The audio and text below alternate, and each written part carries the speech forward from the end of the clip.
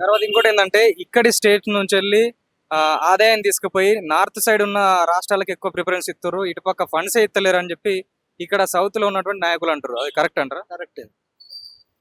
Tax pay చేసేది మొత్తం south India నుంచి.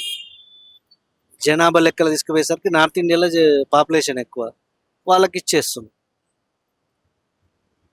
సో ఇప్పుడు సెంట్రల్ లో బీజేపీ ఉంది కదా, సో బీజేపీ ప్రభుత్వం గురించి ఏం చెప్తారు? అంటే కరెక్ట్ పాలిస్తుందా లేదా? అడ్మినిస్ట్రేషన్ కరెక్ట్ లేదు. అంటే ఏం చేస్తే బాగుంటది బీజేపీ ప్రభుత్వం?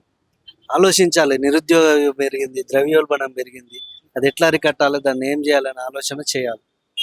అంటే వాళ్ళు కూడా చెప్తుంది ఏంటంటే ఇంతకు ముందు బార్డర్ లో సెక్యూరిటీ కావచ్చు, ఈ బయట దేశాలతోని అంతర్జాతీయంగా ఎక్కువ లేకుండే, కాకపోతే ఇప్పుడు అంతర్జాతీయంగా మనకు సంబంధాలు పెరిగినాయి, బార్డర్లలో పటిష్టంగా ఉంది, ఇంత ముందు ఉన్నంత టెర్రరిజం ఇప్పుడు లేదు అని అంటారు. అది అందులో అయితే వాళ్ళు ప్లేస్ అంటారు వాళ్ళకు ఎట్లా? మనకు టెర్రరిజం కాదు, ఫస్ట్ మనం ఇండియాలో మన జనాలు ఫస్ట్ తినాలిగా, తిన్న తర్వాతనే ఏదైనా ఆలోచించేది.